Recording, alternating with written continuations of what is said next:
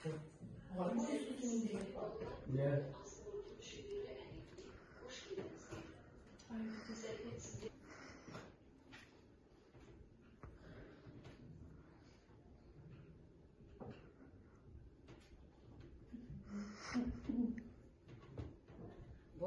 моменттерді біз дұрыс қарамамыз. Қазір бізге сабақ түсіну керек болады.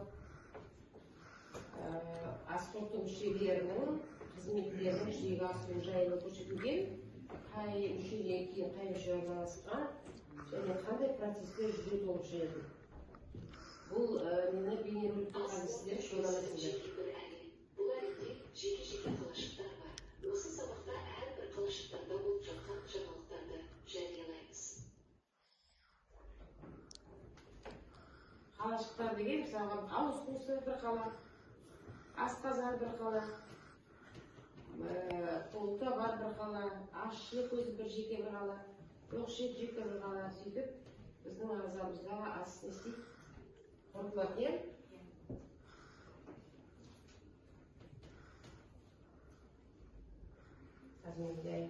Қызметтердің маңызы сіңіру және бөліп шығару. Барлық мүшелерде болатын процестер жайлы өтіледі бүгінгі сабақта. Бүгінгі сабақтың мақсаты адамның ас қорыту жолдарындағы үдерістерді сипаттау, ас қорыту үдерісіндегі органикалық заттар мен сәйкесі ферменттердің арасындағы байланысты орнату. Бағаланасыздар сіздер адамның ас қорыту жолдарындағы үдерістерді сипаттайсыздар.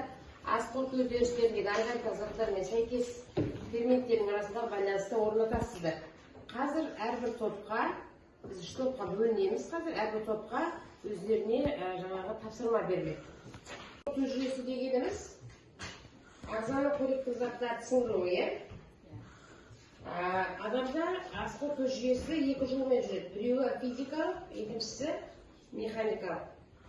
Ас қорыту үдерісі қоректік заттарды қорыту және абсорбция сіңіру. Ауыз қуысынан басталады, жұтқыншақ, асқазан, ұлтабар, асшек, тоқшек және жаңағы тікшек арқылы қорытылмай қалған қорек сыртқа шығады. Енді қазір бірінші топ Ақкердің тобы, екінші топ Барадилдің тобы, үшінші топ Ілиястың тобы. 3 топқа бөлінеміз.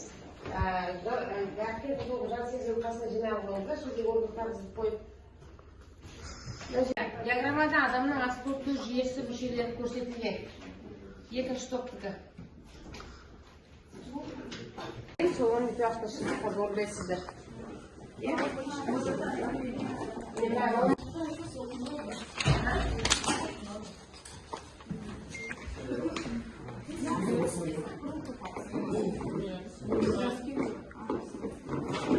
Бірінші топтың дәлелдемесін тыңдаймыз. Екінші, үшінші топ тыңдаймыз. Ферменттердің әсері қалай жүретінін дәлелдеу болды. Ал жақсы бастаймыз, жауаптарымызды тыңдаймыз. Ас қорыту ферменттері бұл астың ыдырау реакциясын тездететін, яғни органикалық заттарды қорытатын заттар. Келесі. Амилаза кейде альфа-амилаза бірігесінде кездеседі. Пенициллин мен май қышқылдарына дейін ыдыратады. Негізінен эукаризмде өндіріледі. Ас қорыту ферменттері тағамды құрамдас бөліктерге бөліп, ағзаға сіңіруге қолайлы күйге келтіреді. Трипсин ұйқы безінде тізілер 12 ері ішекке түскенде белсенді болады. Сізді ортада РС 7-8 жылдарда РС сілтілі ортада қарай амин қышқылдарға дейін ыдыратады. Жақсы. Пепсин асқандығында бөлінетін ферменттер қышқы ортада жұмыс істейді және ауыз қуысының пепсиндерге дейін ыдыралады. Ферменттің қызметтері дәлелдеді. Қошеметтейміз. Ас қорыту жүйеде жүретін үдерістерді сипаттау. Қолында механикалық шайнау процесі жүреді. Ол ағзаға келетін тамақты шайнап өтеді. Жақсы, келесі. Асқазан ас қорытудың ең маңызды мүшесі, ол тағамды Ол қажетті нәрселерді сіңірген Келесі. Бауыр ол ағзаны зиян заттардан тазалайды және аспаптың Ұлтабар және ашық ішінде біздің ең қажет осы ұлтабар және аш ішектің ішінде біздің ең қажетті ферменттер асқазаннан келеді. Астың сіңіру процесі жүреді, е? Келесі. қамтамасыз ететін орталық жұмысы. Жақсы, сонымен сіздерде ас қорыту мүшелерінде болатын процестерді естеу, сипаттау болды, е? Біз барлығы сипаттап болдық. Жақсы, керемет, рахмет. Ақпаратты сәйкестендіру, мүше құрылымының қызметін сәйкестендіру. Аңшыш топ тыңдаймыз. Бізде номер 2-ші тапсырма ақпаратты сәйкестендіріңіз мүше құрылысының ерекшелігі мен қызметі. Біріншісі бізде ерекшелігі тіс, тіл, сілекей бездері орналасады ауыз қуысында, ал оның қызметі крахмал амилазы әсерінен глюкоза азин ыдырайды. Екінші бізде өңеш, оның ерекшелігі бұлшықет қабаты жақсы дамыған қуыс мүше. Оның қызметі олар арасында ауыз қуысына асқазанға өтеді. Өткізеді, құрамында ферменттер жоқ. Үшіншісі қарын, ол эпителийінде сөл бөлетін тәулігіне 2 литрге дейін көптеген бір жасушалы бездер болады. Оның қызметі құрамында сілеме өздігінен қорытудан қорғау, нәруыздарды амин қышқылдарын дейін ыдырататын пепсин ферменттер, пепсин ферментін белсендіретін тұз қышқылы кіреді.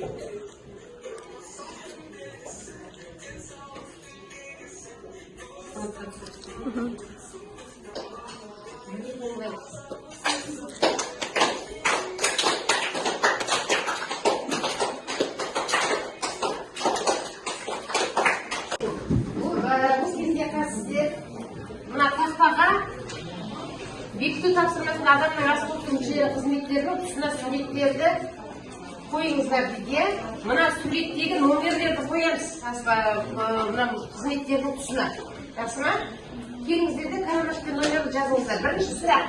Кім бірінші сұраққа жауап береді? Механика өңдеу жүретін мүше. Кел тұрады.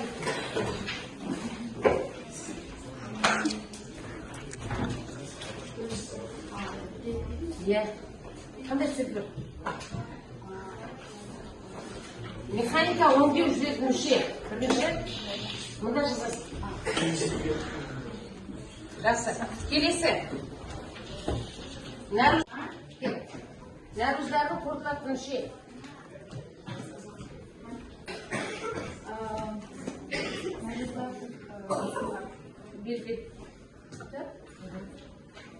Келесі. Майлардың ыдырауы жүреді. Майлардың ыдырауы жүреді.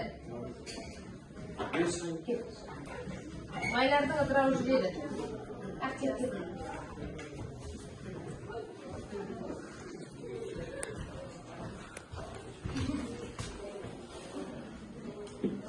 Келесі.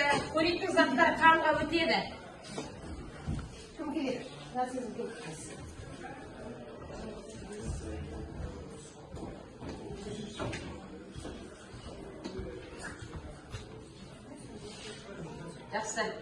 Келесі ас асқазанға өтеді. Ас асқазанға өтеді. Кім келеді? Кім келеді? Кел, Қадырбек. Ас асқазанға өтеді. Жақсы, рахмет.